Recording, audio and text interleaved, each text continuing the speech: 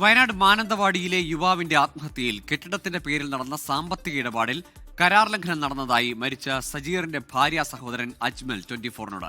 സജീറിന്റെ വീഡിയോയിൽ പറയുന്നവരെ പറ്റി തന്നോടും സൂചിപ്പിച്ചിരുന്നു. അതേസമയം കുറ്റാരോപിതനായ EC ബാപ്പുവിന്റെ വീട്ടിൽ ഫോറൻസിക് സംഘം പരിശോധന നടത്തി. പ്രസാദ് കാളിദാസൻ തയ്യാറാക്കിയ റിപ്പോർട്ടിലേക്ക്.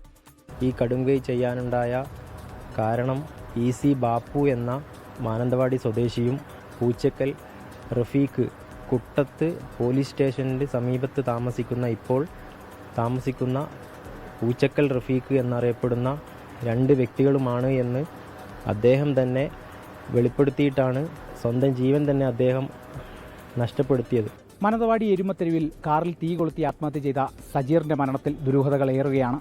ഇപ്പോൾ ഇവിടെ കാണുന്നതാണ്, ദൃശ്യങ്ങളിൽ കാണുന്നതാണ് ഈ സജീർ തൻ്റെ ആത്മഹത്യാ സന്ദേശത്തിൽ പറയുന്ന കുറ്റാരോപിതനായ EC ബാപ്പുവിൻ്റെ വീട്. ഈ വീടിൻ്റെ പക്കൽ വെച്ചാണ് തീ കൊളുത്തി സജീർ കുടുംബത്തോടൊപ്പം ആത്മഹത്യ ചെയ്യാൻ ശ്രമിച്ചത്. അതിൽ സജീർ മരണമടയുകയായിരുന്നു. ഭാര്യയ്ക്ക് 40% പൊള്ളലേറ്റിട്ടുണ്ട്. ഇപ്പോൾ നിലവിൽ ഭാര്യ നജ്മുന്നീസ കോഴിക്കോട് മെഡിക്കൽ കോളേജ് ആശുപത്രിയിൽ ചികിത്സയിലാണ്.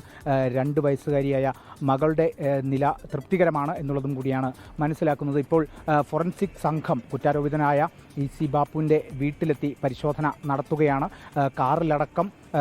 കാറിലടക്കം പരിശോധന നടത്തി കഴിഞ്ഞിരിക്കുന്നു എന്നുള്ളതും കൂടിയാണ് വ്യക്തമാക്കുന്നത്. ഇതിനുശേഷം അന്വേഷണ സംഘം ഭാര്യ നജ്മുന്നീസയുടെ മൊഴി രേഖപ്പെടുത്തും എന്നുള്ള വിവരങ്ങൾ കൂടിയാണ് നമുക്ക് ലഭിക്കുന്നത്. നമുക്കറിയാം, ഏറെ നാളുകൾക്ക് മുമ്പേ നടന്ന ഒരു സാമ്പത്തിക ഇടപാടുമായി സംബന്ധിച്ച് അതിലൊരു കരാറുണ്ടായിരുന്നു. ആ കരാർ ലംഘനം ഉണ്ടായിട്ടുണ്ട് എന്നുള്ളതും കൂടിയാണ് സജീറിൻ്റെ ഭാര്യ സഹോദരൻ അജ്മൽ 24-നോട് വ്യക്തമാക്കിയത്. ഇതോടൊപ്പം തന്നെ എടുത്തു പറഞ്ഞ മറ്റൊരു പേര് കൂടിയായിരുന്നു പൂച്ചക്കൽ റഫീഖ്.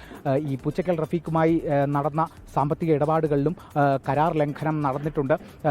കൊടുത്ത പൈസയ്ക്കപ്പുറം അല്ലെങ്കിൽ 8 ലക്ഷം രൂപ മാത്രമാണ് പൂച്ചക്കൽ റഫീഖ് സജീറിന് ടെക്സ്റ്റൈൽ വ്യാപാരമായി സംബന്ധിച്ച ഇടപാടിൽ നൽകിയിട്ടുള്ളത്. അതിനുശേഷം 4 വർഷം കഴിഞ്ഞിട്ടും ചില്ലിക്കാശ് പോലും കൊടുത്തിട്ടില്ല എന്നുള്ളതും കൂടിയാണ് ഭാര്യ സഹോദരൻ 24-നോട് വ്യക്തമാക്കുന്നത്. ഈ വിവരങ്ങളെല്ലാം തന്നെ അല്ലെങ്കിൽ ഈ സാമ്പത്തിക ഇടപാടുകളെ സംബന്ധിച്ചുള്ള നടന്ന കരാർ ലംഘനവും പൂച്ചക്കൽ റഫീഖുമായിട്ടുള്ള കരാറും അതിൻ്റെ ലംഘനവും ഒക്കെ തന്നെ ഈ വിവരങ്ങളൊക്കെ തന്നെ ഭാര്യ സഹോദരനായ അജ്മലിനോടും സജീർ പങ്കുവച്ചിരുന്നു എന്നുള്ളതും കൂടിയാണ്. അതുതന്നെയാണ് ആത്മഹത്യാ സന്ദേശത്തിലുമുള്ളത്. ഇപ്പോൾ നിലവിൽ കുറ്റാരോപിതനായ EC ബാപ്പുവിൻ്റെ വീട്ടിൽ ഈ വീടിന് സമീപത്ത് വെച്ചാണ് സജീർ കഴിഞ്ഞ ദിവസം രാത്രി 10 മണിയോടെ കാറിൽ തീ കൊളുത്തി ആത്മഹത്യ ചെയ്തത്. ആ കുറ്റാരോപിതനായ EC ബാപ്പുവിൻ്റെ വീട്ടിൽ ഫോറൻസിക് സംഘമെത്തി കാറടക്കം പരിശോധന നടത്തിയിരിക്കുകയാണ്. ക്യാമറ പേഴ്സൺ മനുവിനോടൊപ്പം പ്രസാദ് കാളിദാസൻ, 24 വയനാട്. ലോകത്തെവിടെയായാലും ഏത് സമയത്തും 24 വാർത്തകളും ഓഗ്മെന്റഡ് റിയാലിറ്റി പാക്കേജുകളും എക്സ്പ്ലെയിനറുകളും വിശദമായി കാണാൻ ഞങ്ങളുടെ YouTube ചാനൽ നിങ്ങൾക്ക് സബ്സ്ക്രൈബ് ചെയ്യാം.